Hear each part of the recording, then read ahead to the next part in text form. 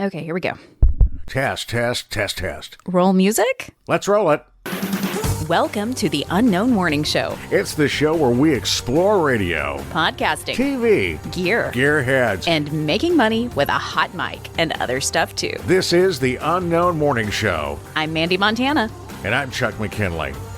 So, but you know, this is our way of easing into things here. Yes. On the Unknown Morning Show. So we're just here at the studio. I'm Chuck McKinley, Mandy Montana, and he is Myke Wilkerson, production person extraordinaire. Mike, do I have that? Am I even close on any of that? Yeah, I did work production for a while. I got your name right, by the way. You did. That's the only thing that matters at this point. I'm telling you that in birthdays and. But Mike and I worked together. Yes, we were both doing production, and I was on air at East Texas Radio Group back in. I think we've determined somewhere around 2008 or 9. Right. Okay. Yep. And so Mike was working part-time, then was elevated to full-time, and so he was splitting time between the Longview and Tyler office. So a couple days a week, I was kind of showing him how we did production in radio. I think you probably knew a fair amount about actual recording at that time, though. Yeah. That was the first time I got into Cool Edit or Adobe at that time, because I'd been working in like more advanced. Yeah, Pro Tools and Cubase and stuff like that. Okay. Which now I prefer to be in Audition, even for that type of content as well. So, but yeah, I fell in love with it. Yeah. And you were doing recording before, though, right? You were recording local bands? Mm-hmm. Yeah, yeah. Did music, and I went to school for that, to record music. Okay. And then my grandmother got sick, so I moved back to East Texas. I was in Denton, and I got a job at, this is a long, convoluted story, but it's okay. I got a job at Best Buy. It was just the first job that I got. Sure. And the operations manager for the radio station came in, and I helped him with the TV, and he was like, "Oh, you know, we're hiring at the station. You should give it a shot." And I thought he meant like gas station, and I was like, so I was like, "No, I'm good. I'm good. Yeah, I'm good." So then came a couple weeks later, and he's like, "For real, you need to apply for this job." I'm like, "Man, I got full time here." And then he told me it was a radio station. I was like, "Oh, that would be a great job, or at least a fun job, more fun than selling TVs." So yeah, started my first, intro into that was just filling out affidavits and doing make goods and all that stuff. Oh yeah, that's where syndicated they start. Programming. Yeah. Most people that do radio, and Mandy's, I know you've encountered it over the years. You'd have like either the part timer or maybe a temp. They're at the front desk.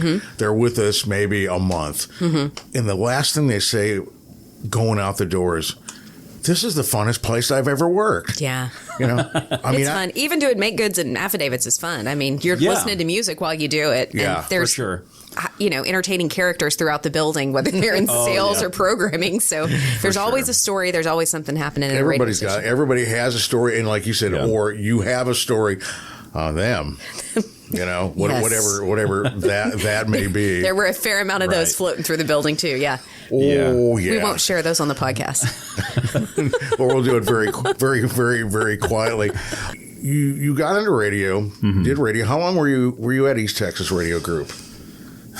I was there for, I think, 4 years, and then I tried to go back to college. And then ended up having kids, which ended college. Sure. Yeah. And brought me back to radio and back to work. So, marriage and kids, it's called real life. Yeah. We have somebody on staff that's getting married. Our new person, Midge. Midge is getting married. Midge is getting married, and I said, I love that name. I said, okay, get ready for real life. I said, you can do whatever you want, but as soon as you get that license, it puts teeth into life. Yeah, or for at least sure. it should. That's what they one way me. or another. Yeah, Yeah. Depends who you live with. Love you, hon. Yes. Yeah. Yes. Your own production facility at home and everything? I do now, yeah. And I still had something. I wasn't really doing any sort of production for radio. Whenever I left to go back to school, I was still kind of tinkering with music and stuff. That's kind of a little passion of mine on the side. So, I always had... He also plays. He's a Not- musician. not He doesn't well. just record, but you do play. but I play some. Yeah. Well, what is your instrument of choice? Guitar? Your guitar. Do you do voiceover?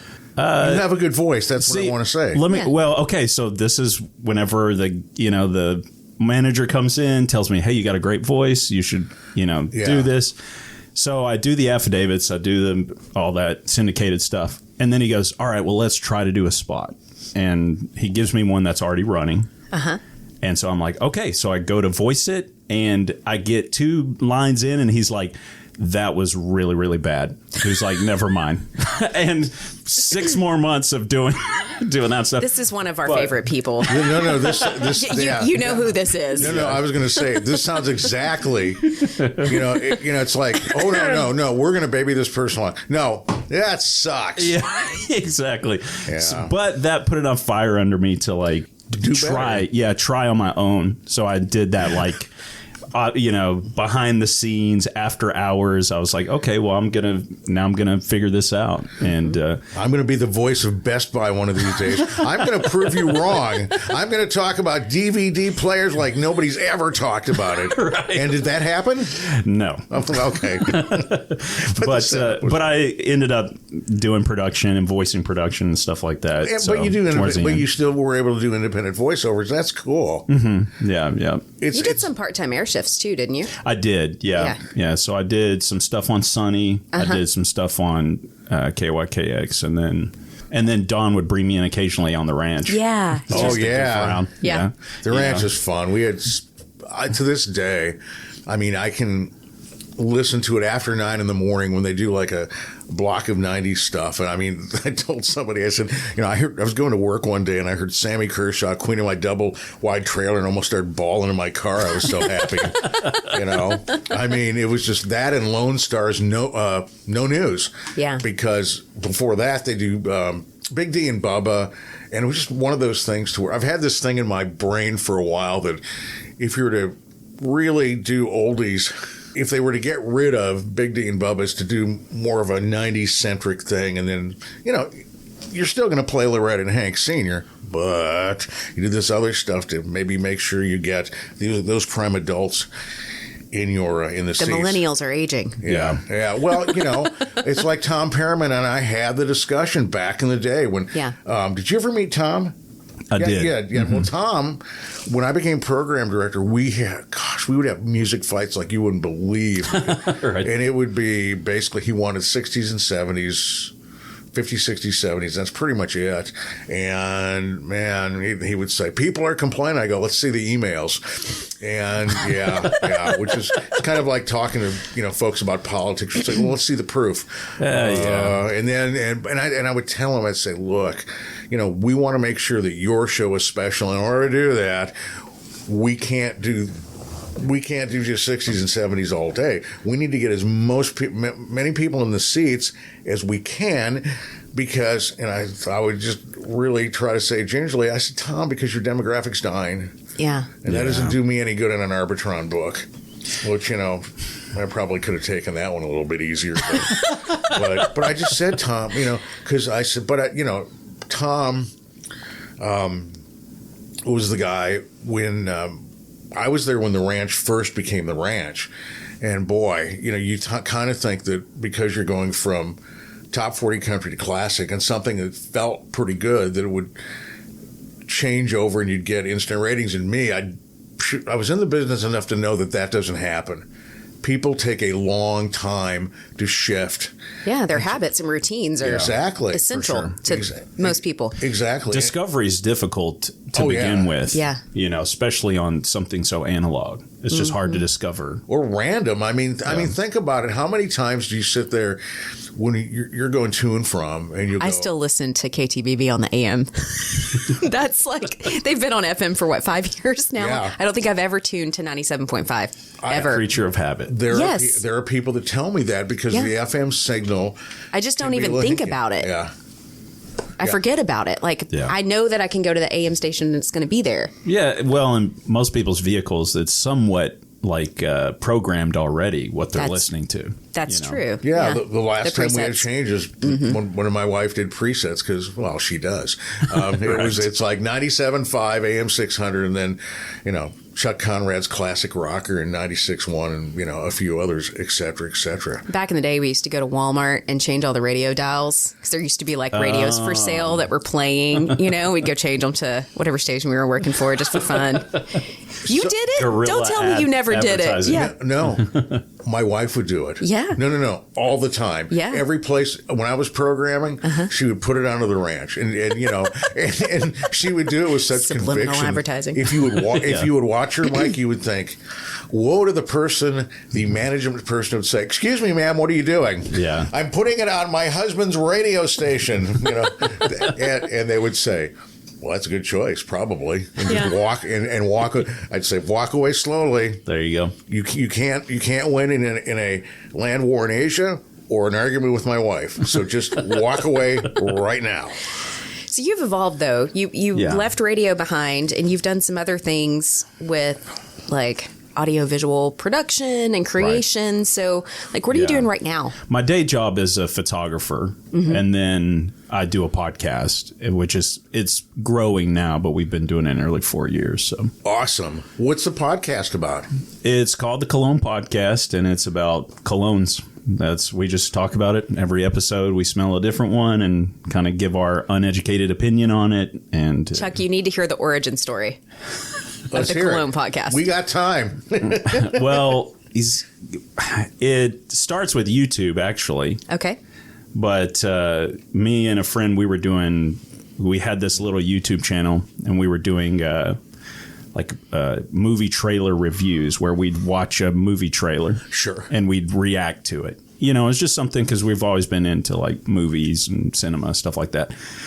And we moved studios, and we didn't have a place where we could set up a green screen. So, and at that time we had enough following to where we were like, okay, well, we have to create content. So we just made a couple of podcasts talking about new release movies, and it did terrible and hardly anybody listened. And one day, me and a friend were shopping for gifts, and we stopped by the fragrance counter at Dillard's, and at this time I've wore one cologne, from high school up. I smelled it on a guy, said, "You smell good. What are you wearing?" And then I just bought his cologne, for 10 years. And you got married and had kids, and you go, the trend continues. We'll go with that. Absolutely. Yeah. It's not broke. So my friend, he's more into it. And so he's like, "Oh, you got to smell this one. You got to smell this one." So we were smelling a bunch, and we thought, it'd be really dumb. Let's do a podcast about this. And we did, I don't know, 15, 20 of them. And that was the thing. We just said, look, we know very few podcasts make it past 10 episodes. So let's do 30. Let's commit to 30. Okay. And then we could say we went well beyond what anybody expected us to do. But by 30, we had people listening and people writing in, and it started off slow at first, and then a place that we were using to get our samples of, because you think if you buy a bottle of fragrance, it's $150 at least. Yeah, the good stuff. So we found a place they'd give you just little samples. Sure, you could go in. And we used them so much after those episodes, they reached out and they were like, "Hey, whatever you're doing, we want to be a part of it." Yep. I hear about that all the time. Yeah. So that started. And, now we have people writing in that are like, my best friend just passed away. And the relationship between you and the other co-host, my friend Ryan, we're best friends. We've been best friends for a decade. They're like, I kind of have that friendship that I've been missing. Yeah. And can I just read a review that somebody wrote for it? Yeah, please. We'd love to. Okay, I'm not trying to like promote this thing, but well, why not? You're this here to is share. And you get this free is cookies. This is about as winning as you're going to get right now. So the reason I want to read it is because this is why long form content is so great, because it is different than radio. Now the things I learned in radio, I took to the podcast. We do segments instead of one long form thing. Okay. We have music beds that break up each thing. Sure. So all the things you would do with live broadcast, we just kind of do that in post.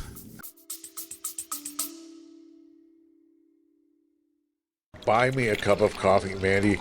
Yeah. I've seen that on other podcasts. That's literally... Yeah, it's like a virtual tip jar. It's really that simple. So you go to the show notes, click Buy Me a Coffee, and then you have an opportunity to support the show in any way you like. Imagine yourself going to coffee with Chuck and myself and saying, hey, I like what you do on the show. I'm going to buy you a cup of coffee. Only all you have to do is click a link. It's that simple. Chuck's our post guy. So somebody wrote this. Our sound here, great. It says it's called Friendship and Fragrances. And they said, this is just a really great podcast. On the outside, it's a very approachable and well-done fragrance podcast that's perfect for people who love fragrances, but not the pretense generally associated with them. But for me, it's actually an incredibly humorous, meandering, but well put together exploration of friendship, grief, joy, masculinity, depression, relationships, life in rural America, and a million other things tied up into a fragrance podcast wrapper. And I thought that was good because on this podcast, during this time, my grandmother who raised me had passed away. Okay. And we did a episode where we smelled her perfume.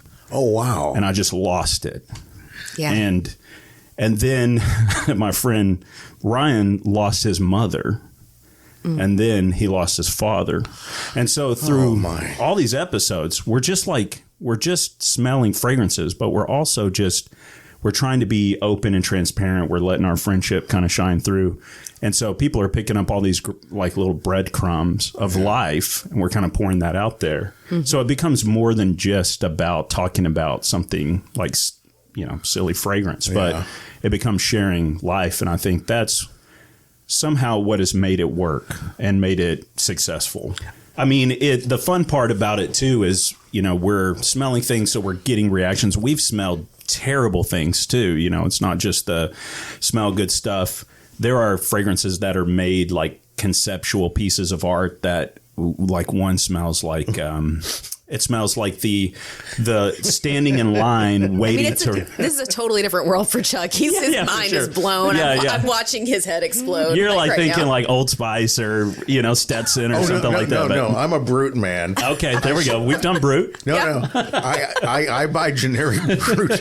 My wife, I swear to God, when she met me, she wrote a poem. She published it in the Tyler paper about me wearing Brute, and it was blah blah blah. He's my Brute. He wears it on his birthday suit. I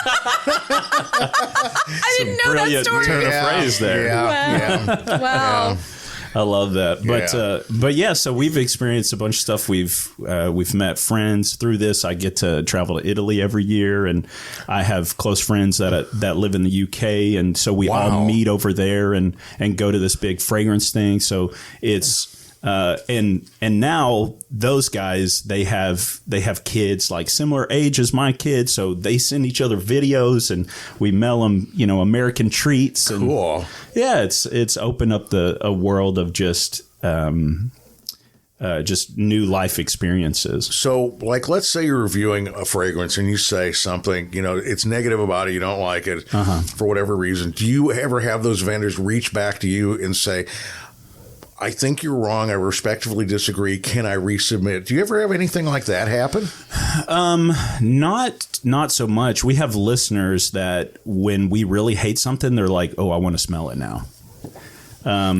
The companies that really understand like fragrances, they know that in order to make a great fragrance, it can't be well received by every person.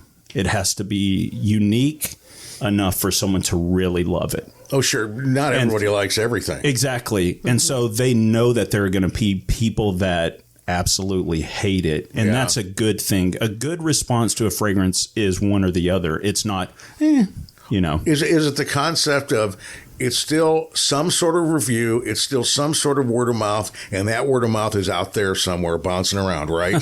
That is right. Yeah, no bad press. Yeah, exactly. Thank you. It's kind of like that, but the benefit of having multiple people, and we also read reviews as well throughout the episode.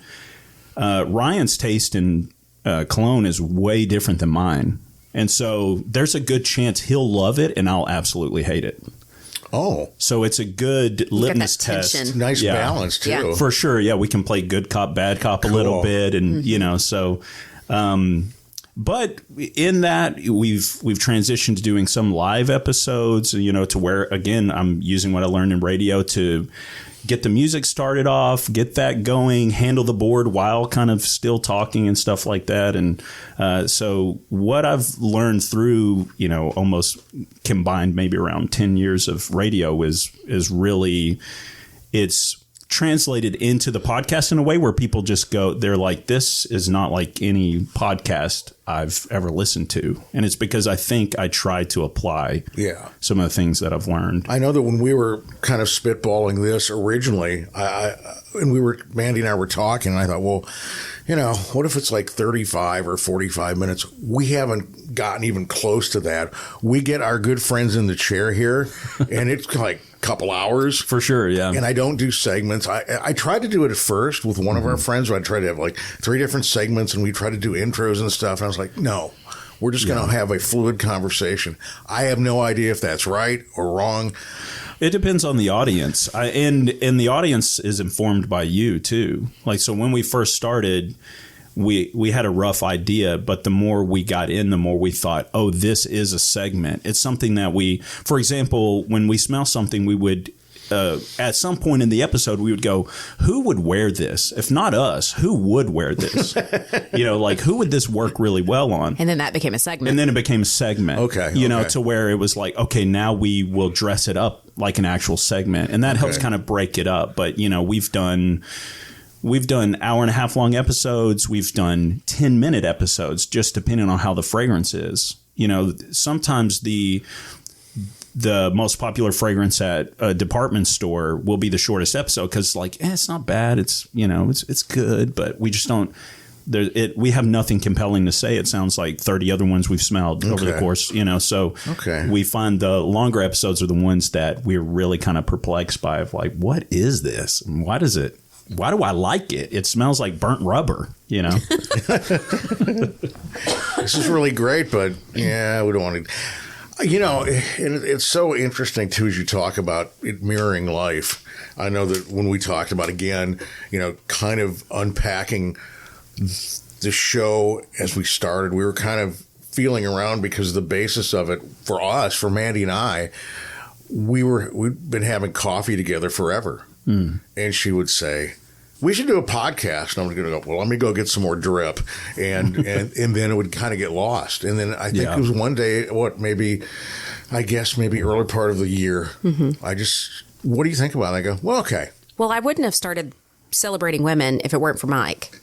I've been hounding her for a while to do a podcast. I don't know if I shared that part with you. Did I? Yeah. And the thing is, though, that when I hear you with other people, she plays well. Her voice plays well with everything. Thank you. You know that, and you know that too. For sure. Me, I'm kind of like I'm kind of like the Old Spice / Brute. Yeah, he's okay, but just a splash or two, and let's just kind of go on to. Okay, other if our things voices were a fragrance, Myke, what would they be? Okay, and let me think. It would be flowers and to put you on the spot entirely. Chuck's definitely a brute sort of voice. It's flowers and hobo. Oh wow, Chuck. I would think You're being too harsh on But yourself. the best dressed hobo. I've got great sweatpants today. You do. Shirt matches. The button down is nice. Yeah. It's like true. Yeah, it looks good. Yeah, you've got a warm, distinguished, mature voice. So I think something like that. Brute, you might be a little more sophisticated than Brute, Chuck, but you're in the right direction. Mandy, I feel like you're like a dark rose fragrance. Ooh. Wow. Yeah, it's kind of mature, but it's still feminine, but there's still a sense of it. power behind it, right? thanks. It's not like delicate like other floral fragrances. And nobody wants to cross Mandy. Nobody wants their ass beat down by Mandy. And He's been saying that for 15 years. Nobody wants their ass kicked by a girl named Mandy. It's like one of his catchphrases. And then when you say, and she spells it with two E's. Oh, that's right. No. Jeez.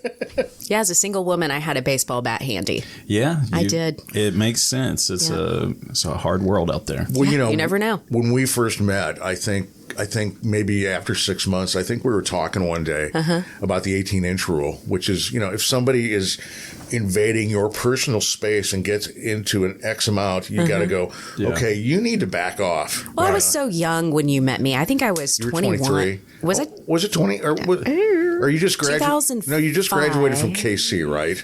Yeah, it was 2005. May of 2005 is when I went to work together. So I had not yet turned 22.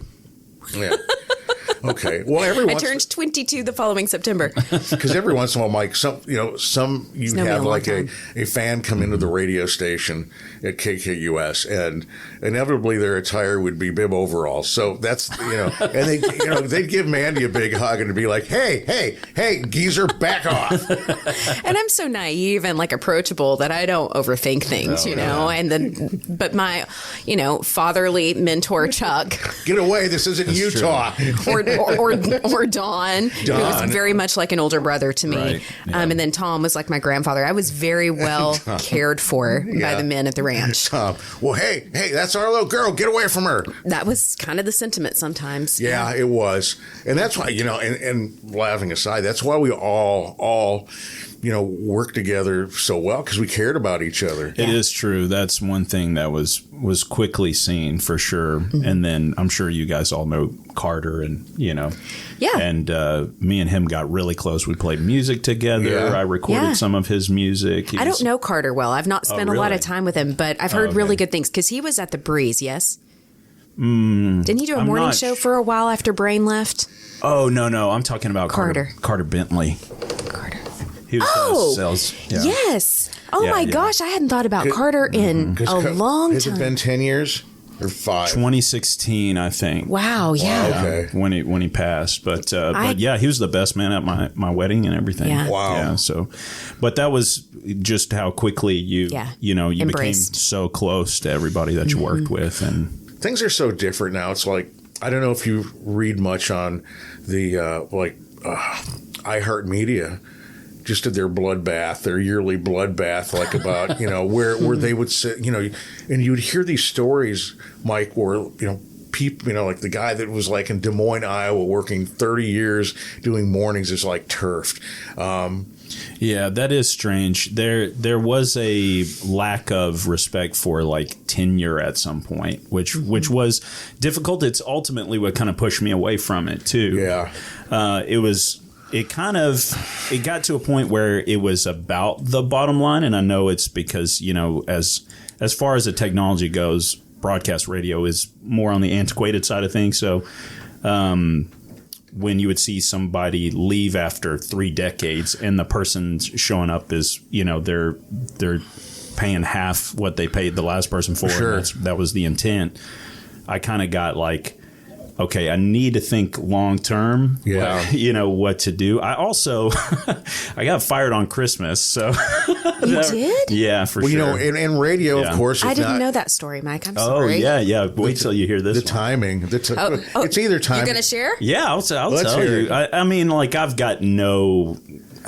You probably thought hard feelings. Bonus time, right? Well, what happened was, this is where it gets even worse. A family member of mine had like a pretty bad car wreck, and so I was driving them to physical therapy every day, and so I was trying to work remote. Now, this was well before COVID and that sort of thing. So I didn't have like proper office hours. I was just getting the majority of my work done remote. And then I may show up to the studio at 2-3 o'clock in the morning, do all my production work and stuff like that, or I would pop in, drop them off at physical therapy. And it was where they were about to be acquired by Alpha Media. And they were like, this ends at they start January 1. So you either need to adhere to in office full time. And I was just like, I can't do that right now, and kind of leave them high and dry. I'm like, their only way. And then they were like, okay, well then You're gone. We're going to have to let you go. Yeah. Wow. I was like, cool. Okay. Figure that out, And then you say, okay, I need to call a surgeon because you need a heart transplant. I think that's one of the things that my mom and I were talking about, how our generation has changed. Yeah. That we don't have loyalty to companies anymore. Right. And she said, I mean, you guys move around. Like that's what you do. And it used to really bother her because she didn't understand it. And then one day I explained to her, I said, but Mom, companies don't have any loyalty to us. Right. It's not like we can go in and work 30 years somewhere and get a pension. Like that doesn't exist anymore for our generation. We have to adjust and find a place where we can make an income that supports whatever lifestyle or family that we have. I mean, It's just different now. When I left East Texas Radio Group, I heard rumors that my duties were divided among 3 people. No doubt. Yeah. Sure. You were still there, weren't you? Mm-hmm. Were you still there when I left? You were primarily in Longview, I think, by the time I left. But because you were doing music, right, for KWOI? I did music for KWOI. I did all of the public service for all 4 stations. I handled web stuff anytime there was a need for graphics. I was doing graphics. And, it was one of those things where over time, things just sort of accumulated. It wasn't like it started that way at all. Yeah. And then as management changed, different people were in charge. There became this just expectation. Oh, well, Mandy can do it. We'll give that to Mandy. Mandy can do it. Mandy's dependable. She's responsible. She'll get it done at a high level. And then, but there wasn't ever any like compensation adjustment for that. Yeah. Over, because it was just like, oh, this is just part of your salary. This is just part of your duties. We're just expanding your duties. And I got to a point where my duties had expanded to the point of I was almost like an assistant ops. I mean, I was like the kind of the person who knew the most about the station aside from the operations manager. So when salespeople, would they have a question, would they come to you? Well, I was very approachable. So, sometimes they would come to me versus... Hey, that's a big deal, too. I mean, but I was never given that title. Mm-hmm. I was never... But I was written up once for missing a EAS test because I was the chief operating officer or whatever for EAS. Yeah. I was assigned that, but I was never a program director, and I was never, like... You were written up for that? Yeah. Wait a minute. They sat you down, and they said... They actually put so that would go in your jacket. I had an official write-up for missing an EAS test. That's bullshit. I mean, Rick Guest threw it away. That's good. Hey, Rick, good for you, man.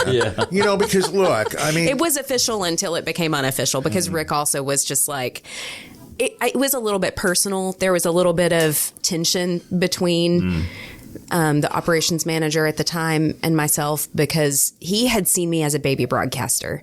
And I think he had a hard time accepting that I had matured and grown up. Yeah. And so if I did something wrong, it was almost like I was the stepdaughter to him in his mind. And he was going to kind of punish me and make an example. Yeah. Exactly. And I think he meant well. I really do. Like, he's not a bad person whatsoever. I don't have any hard feelings. But we had a lot of... confrontations because we worked differently and I had different ideas about how things could be done. Like, I'm very much a creature of habit. And so when it came to programming the station, I understood how people's routines could be affected. Like, it's something I had put a lot of thought into. Like when you just blow up a station to change it because you think you need to refresh it is something that he believed in. Yeah. And I didn't believe in that because I knew how I listened as a listener prior to getting into the business. And it was like, if the person who did mornings wasn't there one day, my whole world had changed. Yeah. And he just didn't think that way. He felt differently about things. And so we would sometimes lock heads. And because of I think a little bit of the generational difference too, he was old enough to be my dad. He just couldn't hear what I had to say on like a mature professional level. What I said was coming from a child, I think, in his mind. I think that's how I felt. I think the situations where they blow things up, I think that's the kind of the, and it's not a personal issue on the thing on this person. I think that's what con men who don't know what they're going to do go, let's just blow it up. Well, wait a minute. You have to have some direction. He had direction. He did. He had a direction he wanted to go with things. I didn't think it was the right way to go. Yeah. And I was young, so I mean, from his perspective, it's probably hard to hear that from a young female to an older male saying, I disagree with you. I don't think that's the direction we should go. But in my head, I was maybe not on level terms with him, but we were both adults and we were both professionals. And so I'm like, I'm going to say what I think. Well, on the other hand, don't you think that at that particular time you had earned enough points doing stuff? Well, I had with you. I don't think he saw me the same way you saw me. Do you know what I'm saying? Yeah. You and I were in the trenches together for a long time working on projects. Yeah. And I think I built up a lot of trust with you. Well, I think part of it, and you respected me as a professional. And I think it was harder for him to do that just because I started working with him when I was 19. Well, I think for me, the big deal, too, was when we worked together, KKUS was my first and only programming job. So I didn't have a lot of that stuff to lean on, good or bad. So it took me like 6 months to kind of go, oh, okay, this is my gig to really for pro or con, and knowing that eventually I'm probably going to get axed anyway. That's how I looked at it. And I don't mean that badly. It's it's Chuck. It's the nature of the business. It's Chuck. Yeah. It's Chuck Noll. You're hired to be fired. That's exactly what it is.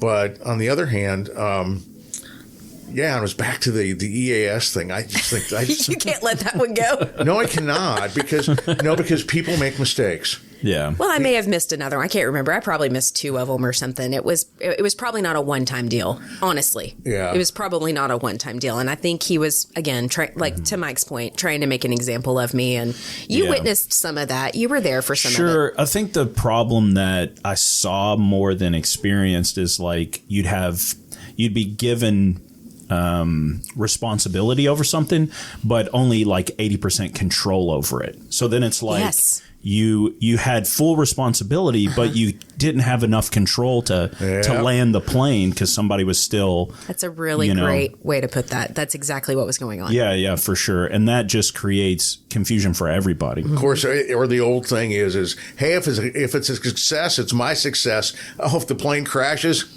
it's Mandy's fault. Exactly. Yeah, that was 100% kind of that. That's a lot of what was happening. Yeah, because to a certain degree, the powers that be have to justify their existence at the yes yes there too. So they have to say, well, I'm taking care of this or that or whatever, So. I just think it's in different leadership styles too. I learned so much from that experience. Like I can't be angry about it or hold grudges or anything. I didn't really feel that way at the time either. There were some things that I was pretty angry about when I left, but for the most part, I just learned so much from it. Yeah. I learned what I was willing to put up with and what I wasn't. I learned how I wanted to treat people if I was ever in that position, Sure. And so it was a great experience overall. But then I transitioned and went to work for the Blaze, and that was a totally different learning experience. Oh, it was fun. It was fun. Have you ever spent any time with Luscious Ice? Mm-mm. He's a trip, man. He's so great. He's so great. He's our most recent episode at the time of this recording. He's a lot of fun. Okay. And the Blaze in general, we were both over there. I was doing sports talk over there. Yeah. Didn't know anything about talk radio, and I was doing some odd jobs for Dave Moreland. Like, we're getting a blue screen of death on this weekend program. Come on in, look at it, and we'll have pizza or something. And so I would come in and look at it and make notes, and then it just developed into all of a sudden, we're going to do a sports talk show. Would you produce it? And I was like, what do I do? and this was Dave's first news talk, and I said the only thing I know how to do is they play music. I'll put together a music database, and then you just go from there. But that was the most fun I've ever had at a station. But we barely cracked a 2-share. I can't tell you how many times I'd sit in Dave's office and I go, "We're getting beat by Camu and Mineola." Do people have we offended somebody? I think to Mike's earlier point, discovery, right? Yeah. That's the hardest part. And honestly, that is what's difficult about audio-only podcasting. That's the thing that I've learned as we've started implementing video is that we've grown by leaps and bounds because it's not. Chuck just popped up and looked at me. We've been discussing this. Okay, well, it's not because people love video. It's just that those other platforms have such better room for discovery than listening platforms. It goes back to the radio. We've got our programmed in things that we're listening to, but when you're looking for media on a visual platform, you tend to bounce around quite a bit more, and you're kind of open to discovery. And I think that these streaming platforms are just going to have to get better at discovery. Do you find that editing video and audio? I mean, I can edit audio. Yeah, but editing is.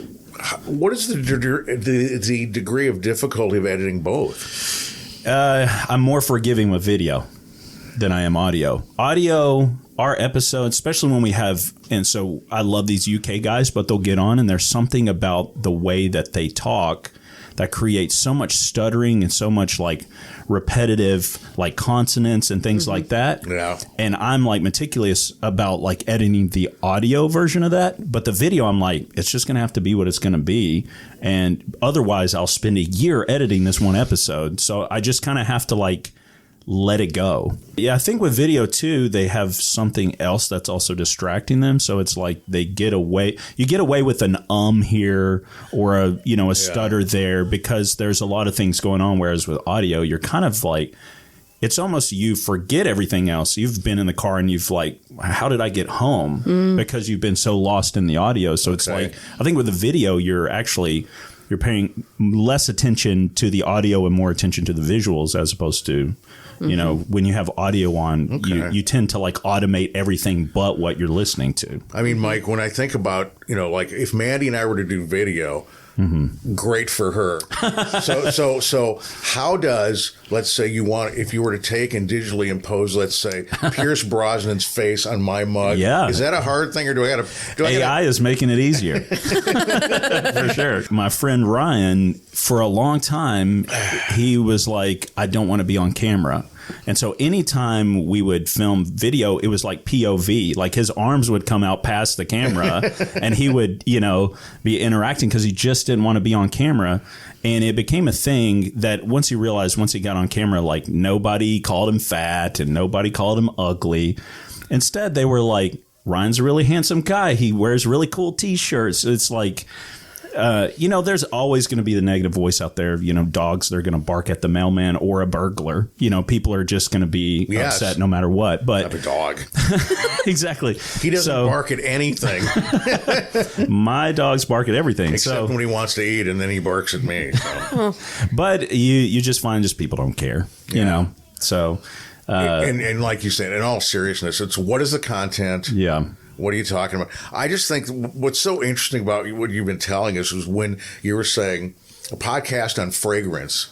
And I thought, well, that's interesting. But as you busted out, I go, this is really interesting. I mean, jotting notes like, so I can sit there when I get to the house today, pull it up and listen. And I'm seeing it on YouTube or whatever. Mm-hmm. Yeah, we're doing right now. So we're greedy and we're monetizing it. So right now, the majority of our videos go to paid subscribers. Okay. And then, but we do have interviews up with other content creators or people who've created fragrances and stuff like that we've interviewed. We put those up, but we've really just said while we get the hang of video, we'll give it to you guys as a bonus to the people that are subbing to our Patreon. We'll give you the video. Just know it's going to suck. Yeah. And we're learning. Yeah. And when it gets good, then we'll, post it publicly. But you guys get to see us with the training wheels on, and you get to see us have the mess ups and the bad hair days and all that stuff. Do you, let me ask you something. I mean, do you really believe that? Or can you sit there and and it's hard to be objective. I get that because, man, I can listen. When I was a younger jock and have to put air checks together, it was like terror because, because you have to. Oh, man, I listened to one of mine recently and I was like, I actually sent that out. Yeah. You were proud of it at the time, too, probably. I was. Yeah. So full of myself at the time. And then when I went back and listened to it, I was like, this is terrible. Yeah. But it wakes you up a little. Yeah, it was 15 years ago, Yeah, or yeah. 17 probably. My Yeah. first gig back in the day, I was working at the station for 3 years. I was baby jock, and I thought, I'm ready to move on. And so we had, I think it was either, I don't even think we had a cassette air checker. We had a reel-to-reel that would have on and off to the mic. Wow. And I remember listening to it and just like, oh, I suck. What is it, like the Dunning-Kruger effect or something like that, where it's like the more you learn about something, the less you think you know about it? Where it's like when you first start out, you think you're better than you are, and then when you're further down the line, you think you're worse than you are. Yeah, I mean, Maybe. I think that has I didn't know what the effect was called, but I do know what you're talking about. Yeah. Yeah, it's like the Yeah. people who get into something immediately think they're like the greatest of all time, and then the longer you're in, you're like, I certainly still didn't think not that comfortable. initially. Right. But yeah. by that point, I think I'd been on the air full time maybe about a year. And so, yeah, I had hit the Right. point where I was, and I was like at that age too, where you start to like think that you're 10 feet tall and bulletproof. Right. Because I was about 25, probably 24, 25. And I was like, I Yeah. got this. I can go work in LA. I'm confident. That's who I sent. I sent that air check to LA.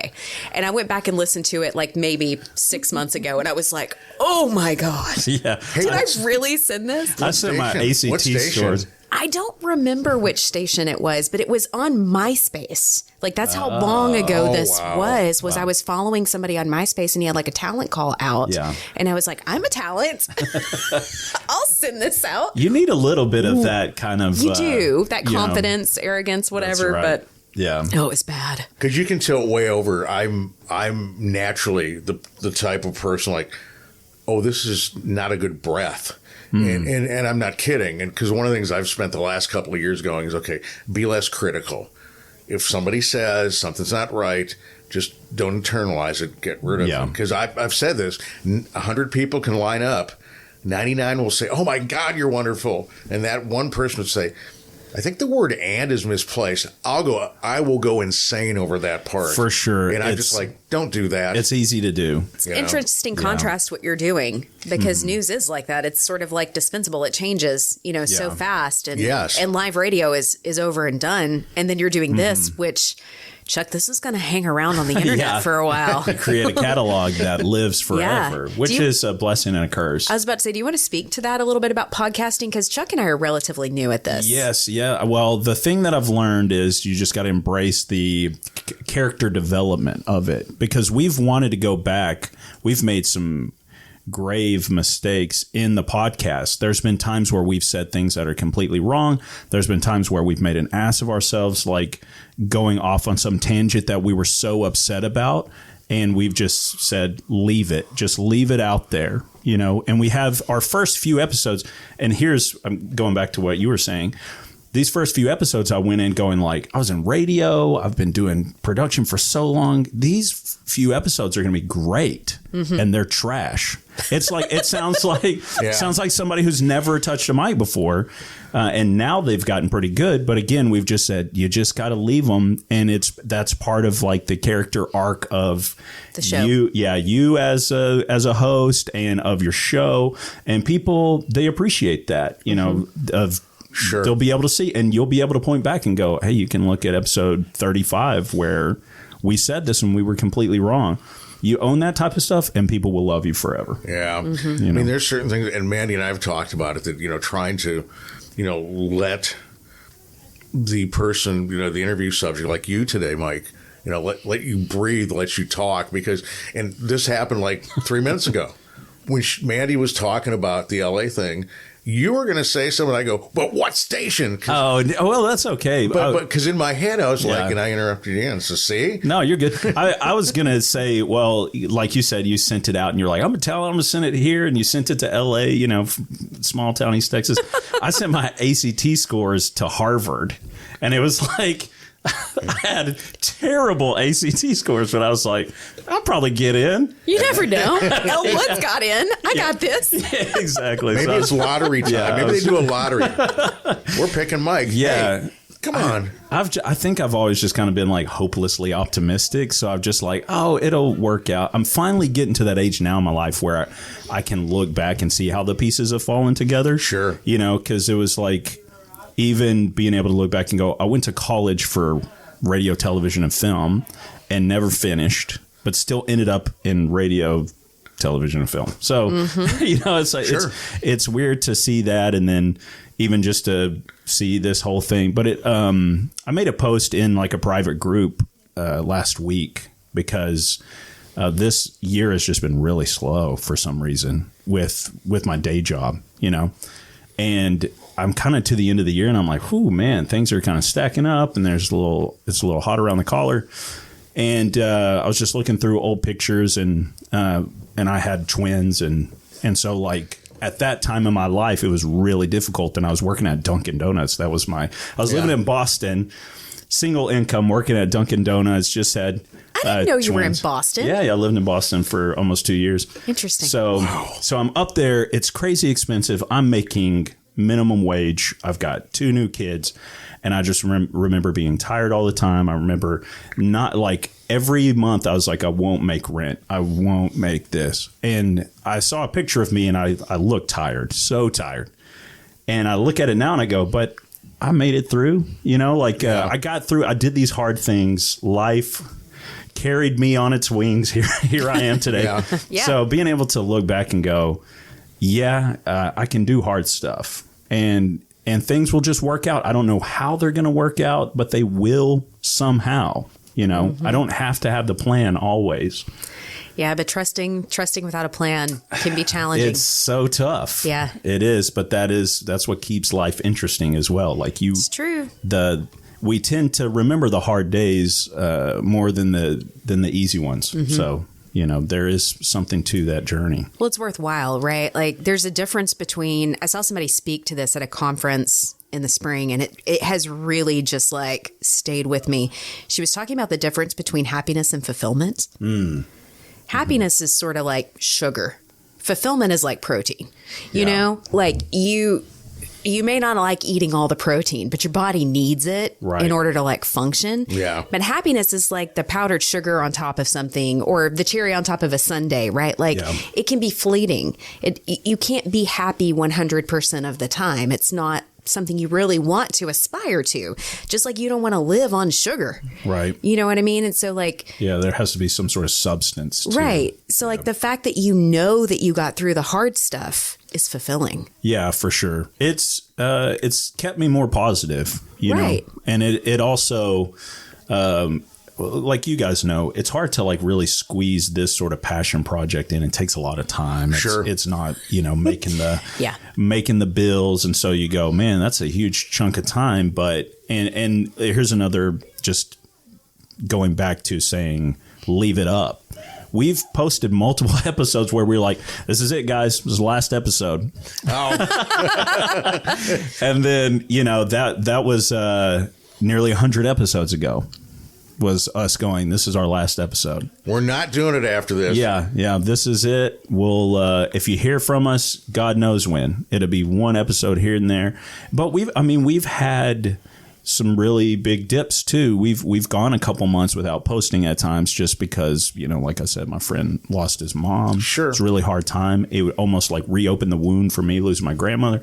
So we went through that, but then we also shared that. We came back and we shared it. We shared it with the listeners, and they'll go to war for us just because they're like, we know you guys, and we've tried to be as transparent and as like authentic as we can be for ourselves, and that's helped us, with it. So when you started out and you said you were like your goal was 30 episodes, right? How often were you releasing content at that point? Weekly, monthly? Yeah, once a week. Once a week? Yeah, we tried to, if we could do more, we would do more. Honestly, we're like, let's do 30 as fast as we can, because then it's like, it's done. We got that off our plate, and we can just breathe easier. It's just hard to keep up the thing that works well is consistency. Yeah. It's like, if you want to get in shape, you not going to do it by going to the gym for 20 hours on one day,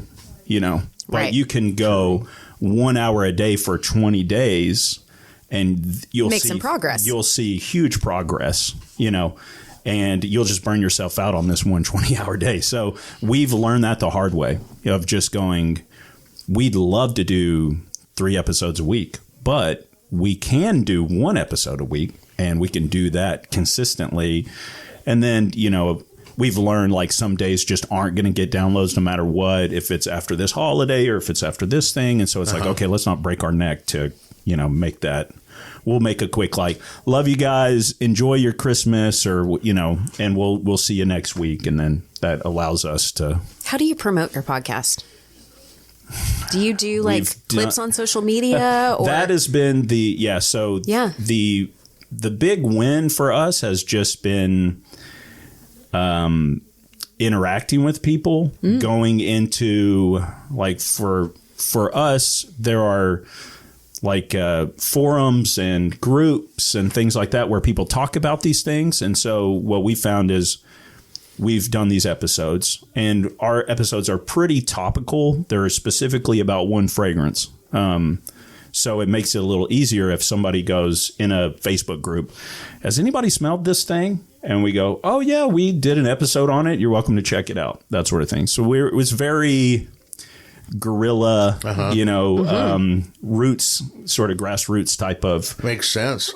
Just because it's a long game. So I haven't tried any sort of paid advertising or anything like that. We've talked about it because it's like we know we're at a place now where we have a nice catalog. If people come in and they like it. But I would just say, other than promoting, because that's what we do. We would get in, we'd tell people that, check this thing out. We'd share links.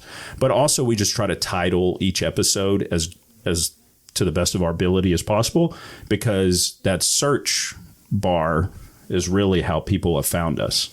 Okay. Which the majority of the answers we get, like, how'd you guys hear about us? And they would go, oh, I was searching for a podcast on Tom Ford fragrances, and your thing popped up. And it's like, oh, okay, because we would title the episode 150 Tom Ford ombre leather or something like that. So I'm going to ask for some advice here. I'm just going to throw it out there. You can edit this out or leave it in, Chuck. Totally up to discretion. No. Yeah. Would it be helpful to go back and retitle some of my episodes because currently I think it's like UMS 20 Carlene Dark. Right. Yeah, you would. People aren't going to search for my dear friend Carlene Dark on podcast, most likely at this point. So right? I told you about this health podcast I did. I did one episode, and I titled it How I Stopped Binge Eating Once and For All, or something like that. And that's a very good title for somebody who's searching to stop binge eating. Because that's what they're going to Google. How do I stop binge eating once and for all? Exactly. And on that episode, I had interviewed a lady who had wrote a book that was instrumental in me getting a hold of my binge eating. And so I interviewed her. And then I think at the end I said, with her name, Catherine, but the title. And here's what's kind of scary about this, though. I follow a couple of these accounts online just to watch and see what they're doing. But there's literally accounts on Instagram that will post the same video, exact same video, with different titles every single day. And I've seen them. Some days it'll get 1 million views, and then the same video will get 95,000 views or 5,000 views. And it depends on the day and on what people are searching for. So it's there's no real right or wrong. That's why you said consistency is so important. For sure, yeah. It's where I live, we're out in the middle of nowhere, and we'll have a food truck that will start up, and people start going to it, and they'll love it, and then they'll be gone on some random Thursday. And then the next week you go back, oh, they're there again. So you stop and you go, hey, where are you guys? Oh, we were trying to do this barbecue competition here. And they do that a few times. And then before you know it, they go out of business because we've gotten out of routine. Now we're going to someplace else. So we don't know if they're going to be there on Tuesday anymore, and that sort of thing. And it's Tuesdays we wanted to go get the taco truck, but the taco truck's not there. So, yeah, consistency is really everything that we've learned. Is it something too that, let's say you have, this podcast, you can also put keywords to it? You can. So you can do tags on and from where we were talking about where you would, in Buzzsprout where you're hosting, you have an option to where you can do like keywords down at the bottom, and that's where we'll put like our. I have never used this feature. Oh, you got to. Yeah. I think I need you to give me like a little tutorial on a few things as far as marketing. Like this one, couldn't you do like radio, fragrances, broadcast, yeah, all that type of stuff. Yeah, you could do. You could do specifically podcasting. You've been talking microphones. About... if it doesn't bore you, I'll pull up our. Not going to bore us. We're in. Chuck, I'll pull up our list of the things that we start with, and then we'll. So 2 years ago, when I was like conceptualizing Celebrating Women, yes, Myke had actually reached out to me to do a voiceover for something. I can't remember I think it was maybe a commercial for your podcast. Well, we do little. Initially. I do. We do little skits actually on the podcast. Yeah, so you'd asked me to do some voice work, and then you had another idea of something that might work out where I was potentially going to do some voiceovers for a client of yours, and then we got to talking about podcasting, and it gave me a lot of information, and so I started to kind of like go, how's this going? How could I make this work? But I remember a couple of the things that you said. Like consistency was so important in whatever you do. If you decide to release on Tuesday, you don't miss a Tuesday. For sure, yeah. That we have every single one of our episodes will go out midnight on Monday night. Yeah. Same time, same day of the week. Yep. I've goofed a little bit and like had some errors, made some mistakes a couple of times, but it's usually like Tuesday, 10 a.m. is whenever Celebrating Women goes up. There have been a couple that it was like noon because something happened and something went wrong, but like not crazy. But with ours, with the Unknown Morning Show, we release on Friday at 10 a.m. Yeah. And it's been every Friday at 10 a.m. because that's what you told me to do. Yeah. But I missed out on this piece. Okay, well, oops, sorry. You're good. So these are the tags. You can add tags. So we added our name. So the Cologne Podcast. Then we have Cologne. Then we have podcast, scent, fragrance podcast, smells, designer, which is a type of fragrance, niche type of fragrance, men's cologne, men's fragrance, men's fashion, fashion beauty, perfume podcast. And then after that, we will add as a tag maybe the name of the fragrance that we're doing as well. So that will get caught. And we've tried a ton of different naming conventions. And the ones that have worked best for us are the ones that are the most concise about what we're talking about. Yeah. If we try to game it and say like, Myke, can't believe Myke hated this fragrance. That would be really sticky for a video, but for whatever reason, that doesn't do well for a podcast. For podcasting. Yeah, so you could take a video or a podcast about whatever and you name it, the specific cologne, but you hated it. So then if you were going to promote it with like a short clip of it, that would be what you would use. The Myke, can't believe Myke hated this fragrance. Yes, for sure. Yeah. Because that creates let me see about this. But if somebody's sitting down for an hour, they kind of want to know what they're getting into. Okay. Yeah, that's a good point. Yeah. So am I nerding out, Chuck? I feel like you're looking at me like you're asking deep questions over here. No, I'm listening.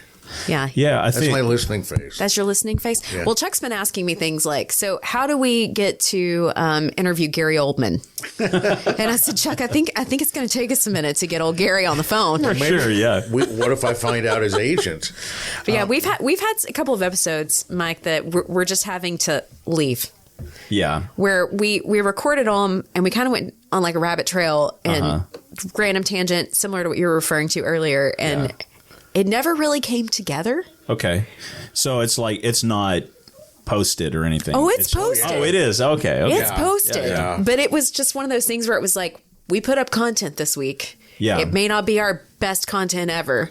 Well, but we put up content this week. People got to eat. I kind of see it as like, it's like they're either going to consume yours or someone else's, and somebody's out there, driving through McDonald's. It may not be the best meal they've ever had, but it's there. And so that's kind of where I'm at. Yeah. And I feel like, the saying, a fed dog stays on the porch. As long as you keep that content. I understand that one too. Yeah. You keep that content out there. They're not roaming around looking for something else. And I think if they found you, then if you can kind of keep them fed with that content, they keep showing We up. did a couple of topics early on. We were kind of trying to figure out what lane we wanted to be in. And so we were doing some interviews, and then we were like, well, we'll cover some topics like gear, like what kind of equipment do we use Yeah. and things like that, because that could be relevant. Right. And then we quickly realized that we didn't really enjoy that as much. And it wasn't really finding legs with us. Right. Like, I don't know if people were listening to it or not. They didn't seem to have spikes and downloads, but we seem to be, we really enjoy talking with our friends that are in the business or kind of in and around. Right. Adjacent To the business, and we enjoy it, and then they tend to share with their other broadcast buddies. So it's almost like we found this little niche piece for sure. of like giving voice to people who may not have a voice anymore on the radio. You know what I mean? Like some of them do, some of them are still in the game, some of them are not. And so wouldn't you say that's kind of the lane we found? Yeah. You know, the thing that we talked about too is A little bit of nostalgia. yeah, and also reaching out and maybe trying to find. We're talking to somebody really tomorrow, as a matter of fact. He's a broadcaster in Alaska. I've never met him. I've never personally talked to him. But you know how sometimes, and you've probably had this, maybe you've been in a fragrance forum and you see people making comments, Myke, and you go, I think you're interesting. I'd like to talk to you. For sure, yeah. And I reached out to this guy and I said, because he's in Alaska in a town of 275 in a radio station, part of an NPR network. And I go, this is interesting. And I reached out and I said, I know this is going to sound different because you've never met me, but would you be on our podcast? And the only thing he said is that there's 3 hours difference between Alaska and here, so it was like, you know, we're doing it like at 3-4 in the afternoon. But so to us, it was kind of like, well, this kind of challenge. We don't know the person, but let's see if we can make a new friend. Yeah. Yeah. And learn something. You Heck know, yeah. too. I think Today has been a big example of that. Just, you know, getting information from you, you know, Yeah. that's been a big deal. Yeah, this is why I love long form content, because I think people get a good dose of who you are, and that's what they learn, or that's what we've learned that they kind of love about you, you know, and so the whatever format you decide to go with, or I'm sure you guys have settled in now, but the thing that we quickly learned was as soon as we don't Have know. we? We're like, I think this is like about episode 30. So Yeah. Ish. I just think people are hungry for real, you know, like They're- authenticity real. Yes, they're hungry for vulnerability, you know, because they, you know, we have these cell phones and social media, and we have all these ways to be connected. But, you know, and I'm sure you've heard this a million times, but it's like we're more lonely now than ever. We're more distracted now than ever. And I think people just crave something real. And connection. Yeah. And so we've done a lot better. Here's the thing. There's a guy in our community that's like, he's a bodybuilder, and he's like, he's into fragrances and looking cool and having like the best outfits and all this stuff. And people call him weak and call him a wuss and all this stuff all the time. Why? And Within the community? within the community, it's because of like this bravado that he kind of puts on. We like the guy, but Ryan and I have cried 100 times on our episodes, and nobody's ever said that to us. But we've, I think, you know, the saying, there's a difference between weakness and vulnerability. And I think completely, I think the ability to be vulnerable with everyone else is not necessarily a weakness, but a strength. And so I think that the more we've been able to open up to our audience and stuff like that, the more we found people really enjoy it. Yeah. We didn't have as many listens when we were really segmented and like really like straight to the point. We smell the fragrance, we tell you what we think about it. We were on to telling you the price and the trend and the popularity, and then we're on to telling you whatever. And then Where we're it was more out. informative. Yeah. We found that for long form content, people don't really need that. Yeah. You know, they're looking for that. They can Google that piece. Plus, exactly. Yeah. And a lot of times they already know. Like we'll have listeners that will send in their favorite fragrance for us to smell. Okay. They've already bought it. They already know what it smells like. They already enjoy it. They don't need anybody to pitch them on buying it. But because they They want to like- know what you think. Exactly. That's Yeah. cool. Yeah, so we have a lot of that now. Or early on, that fragrance I was talking about that I wore for a million years, it's called Dolce & Gabbana Pour Homme. It's just their for men fragrance. And one of our listeners sent us like a vintage batch of that. Oh, cool. And was like, and I had a bottle. And he was like, what do they smell like? The OG batch from way back versus something that you buy in the store. And it's crazy how different they were. And we were so excited. It was like this new thing that we got to experience, and they're just so giddy about that type of stuff too. So yeah, it's, I think at least for our audience, and I would assume it's this way across the board, you end up, if you're into sports, you end up finding that sports like podcast that you like the guys that are, I'm this way about fantasy about romance novels. See, there you go. I've got a couple of different ones that I listen to, but the things that I love about it is not what they have to say about the book. I've already read the book like 4 times. Yeah. It's their crazy antics that they get up to when they're not talking about the book and their lifestyles and the craziness. Yeah. Oh, there's one. It's on a podcast network called, what is it called? It's like the Last Podcast Network or something. Do you know what I'm talking about? Mm-hmm, I do. One of the talents also is on one called Page 6, which is about pop culture, but she also does this like ACOTAR podcast. Yeah. And they go about an hour and 20 minutes each time talking about just a few chapters. Right. They do like a reading assignment, so to speak. We're going to read from, chapter 20 to chapter 34, and then we're going to discuss the content within. You're laughing at me. No, I'm not. I find that it's fascinating. Highly entertaining content. It is wildly different than just broadcast like you're used to, because you're kind of like, you got to get in, you got to get out. Mm-hmm. You got to get your commercials. Exactly. News is coming up. Yeah. No, it's got to hit at the top of the hour. It's got to hit at the 20 break or whatever. 55:50. That is our hard break. Take it or die. Yeah. Yeah. Yeah. And this is, it's more of a slow walk, with the listener. It's relaxed, and we'll talk about our nephews or something. Yeah. In the middle of, we'll be in the middle of this talking about this fragrance, and then we'll just be like, did I ever tell you the buttermilk story about my nephews?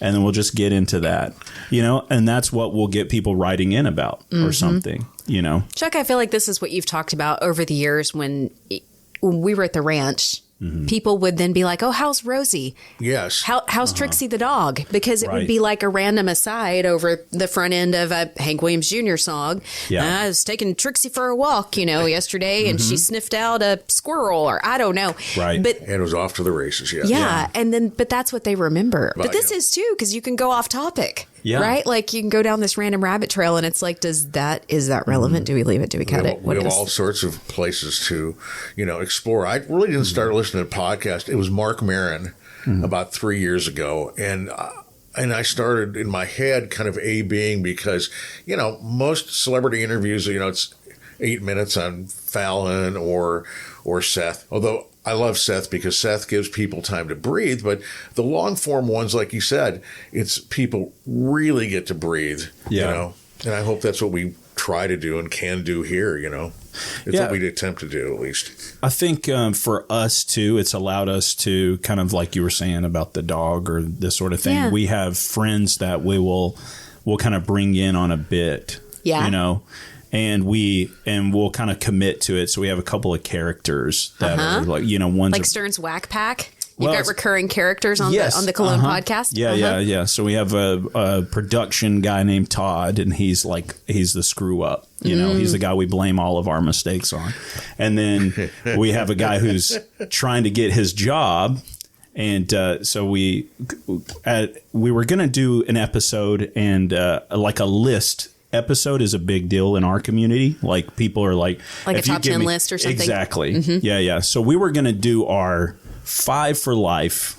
Ryan's going to say his, I'm going to say mine. These are the 5 fragrances that for life, if we couldn't get any other ones, we'd get that, which we knew would be a big episode, but we decided to make it as unlistenable as possible. So it's like we knew a lot of people would listen, and so because of that, we have to make it miserable to listen to. So we brought in a new character named Snazzy Seth, who's he's a wedding DJ, but he's like trying to, he's trying to make it as like some, techno guy.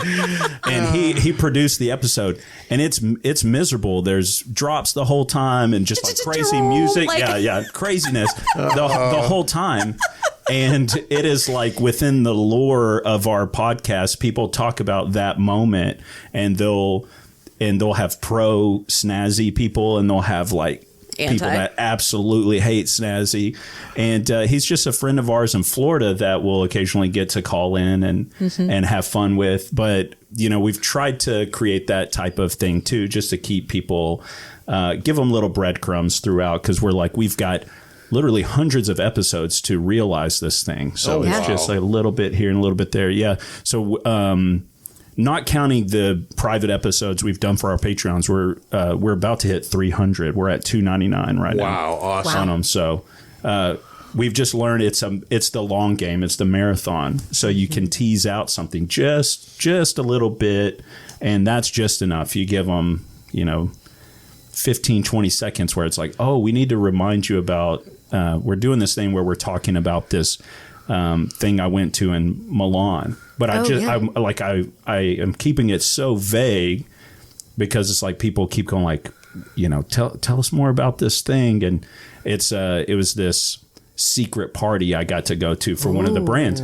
But I'm like slowly just teasing that out, and I'll do that over 5 or 6 episodes, just a little bit. But it's just enough to where, like, if you think about chapters in a book, each chapter doesn't have to have the resolve. Right. It can go. And so we've started trying to think about episodes that way. Yeah. Instead of just going like each episode has to sit on its own and be its own thing.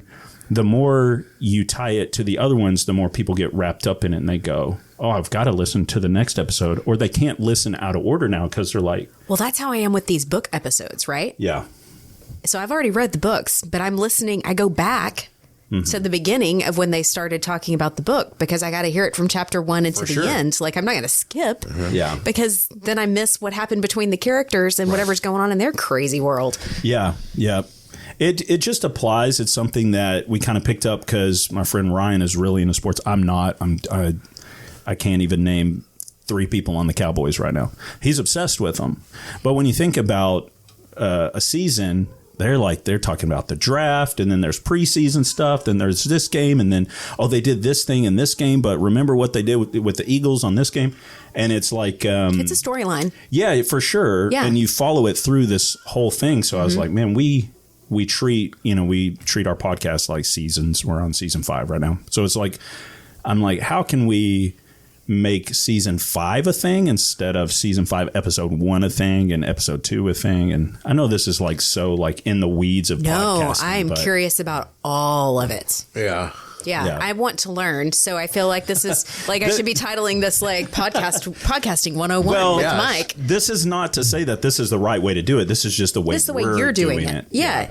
Sure. But that's the thing about podcasting that, it's the same in broadcast too. The way that Chuck programmed the ranch is not necessarily the way another classic country programmer would program that station. There's going to be similarities. Right. But it's not going to sound exactly the same. Yeah, and what you do different is what makes people want that. They can get the same music at multiple stations, but it's like what you do with the station that makes them and the personalities. And, yeah, 100%. And what's kind of interesting about that was like 13 years ago, 15 years ago, and I've been saying this to listeners for like 40, which is, you know what?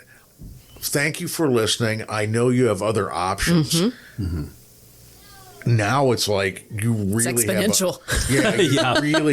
You really have other options. I mean, heck, when I want to have just a day where I want to disconnect, I'll sit in my office and just punch up YouTube stuff. Right. Yeah. Whether it's an interest or maybe it's part of a Rush concert or, and Rush was a group, by the way. I'm familiar with Rush. I actually watched Rush's Hall of Fame induction ceremony on YouTube this week. Really? Yes. Yeah. After watching an Offspring concert at Hellfest, which is awesome. You should look it up on YouTube if you're into. I feel like you might be into the Offspring. I don't know. I was at one time. Yeah. The funny thing is, I got it when I got into radio. that's what I was listening to. I was listening to rock and all that stuff, and I was like, "Oh, country." I'm like, what are you into now? I listen to a lot of country, current country or niche. all of the Americana? above. Yeah, Okay, yeah. really? Like, I mean, I'm really big into Coulter Wall right now, but I feel like that's like the Who? trendy Wait, thing what? to say. Coulter Wall. He's like a modern day Waylon.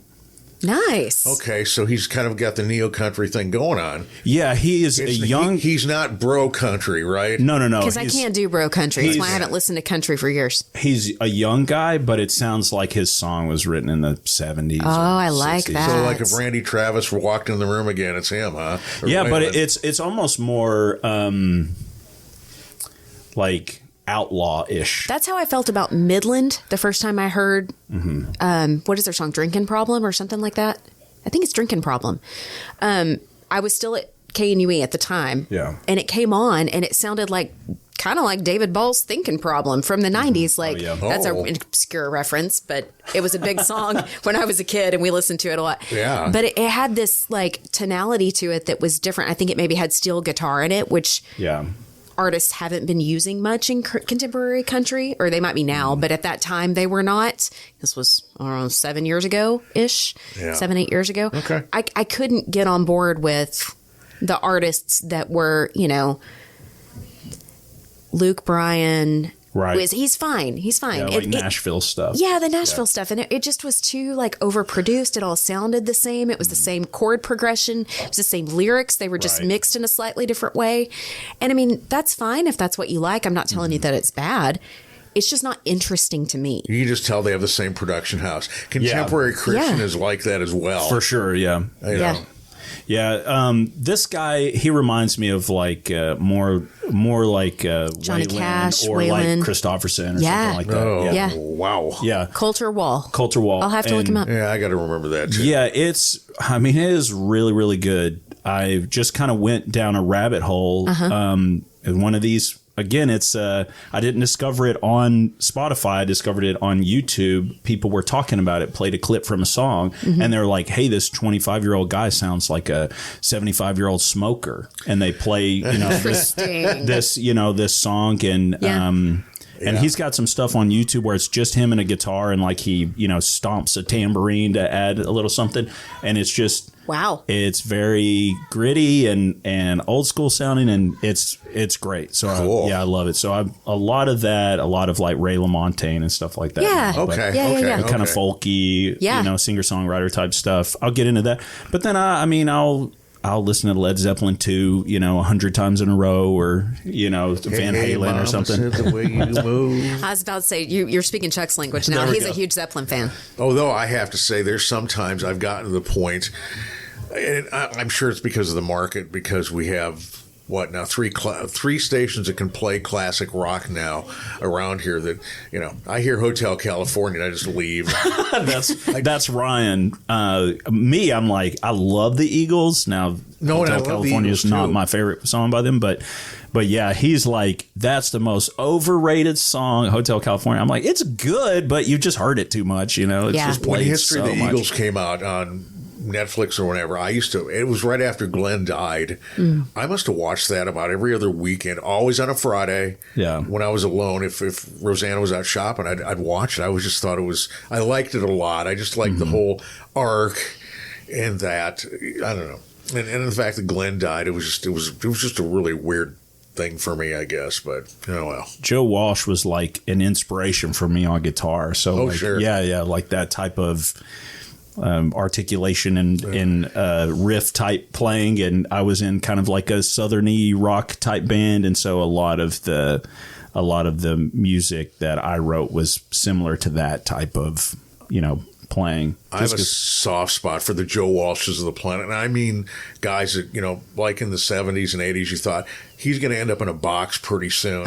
Yeah, I don't mean that like it sounds like, but you think, well, he's going to be dead at his rate, so guys like him or Robert Downey Jr. or folks that have substance abuse and come back and conquer it. I have a real soft spot for that. I mean, I just do.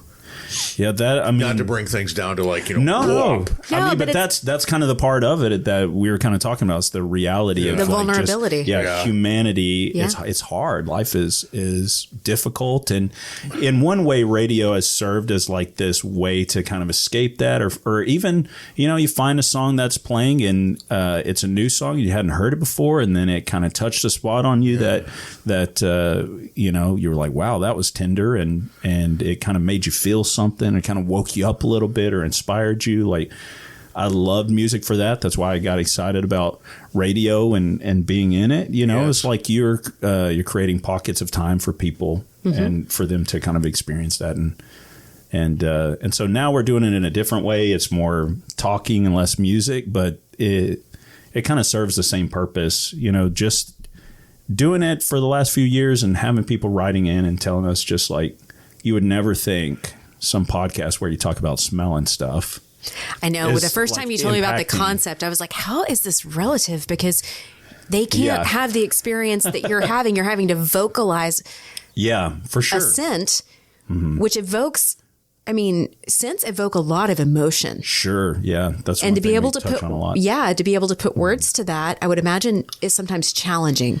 Yeah, so our little slogan is that we're giving our uneducated opinion, because there's guys that will smell it and, they'll be like, oh, I can smell the sandalwood and the labdanum and all this other stuff. And we're just not like that. We're like, oh, this smells like gummy worms and baby wipes. We'll say something like that where, we'll say like, this smells like pine sol and cherry cola or something. And we're looking People for... know what those things smell like. For sure. Yeah. I'm like, what does sandalwood smell like? I really don't know. After but it's in a lot of fragrances. Yeah, after a while, you do kind of pick it up. And I kind of went against our ethos on one episode. And I was like, I think I smell patchouli in this. And then we look it up and there's patchouli. And I'm like, I got it.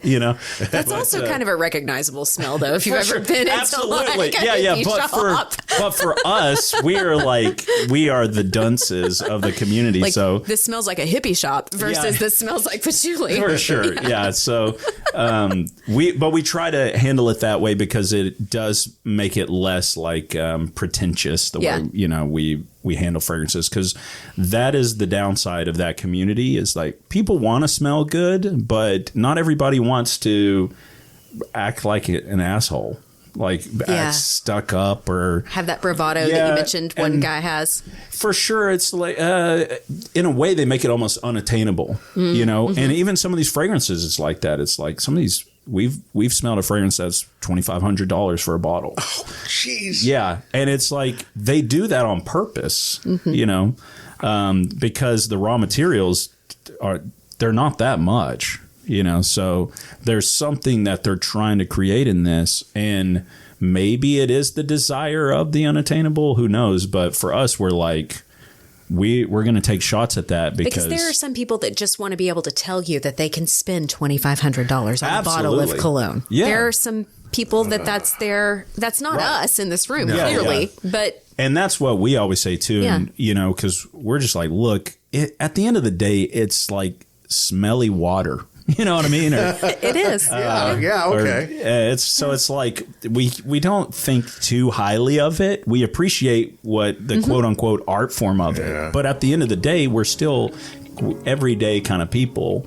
And what we're really looking for is what's going to make me smell good, but also what is going to make me like, what's a subtle way that I can communicate nuances of my own personality that when somebody gets around me and they smell me, they get a little bit more of an insight into my own personality. And that's, to me, I think that's important. That's where we get a little cerebral with it. But at the end of the day, does it smell good? Does it smell bad? Is it too expensive? Is it affordable? Is it a good deal? That's the win. This has been another episode of The Unknown Morning Show. I'm Mandy Montana. And I'm Chuck McKinley. This is our show to explore radio, Podcasting. gear, And the gearheads that use the gear. and making money with a hot mic. And other stuff in between. We'd love for you to follow us on social media as well. Follow us on Facebook at The Unknown Morning Show and Instagram at The Unknown Morning Show. See us on YouTube at The Unknown Morning Show. Thank you for listening to The Unknown Morning Show. I'm Mandy Montana. I'm Chuck McKinley. And remember, be kind and rewind.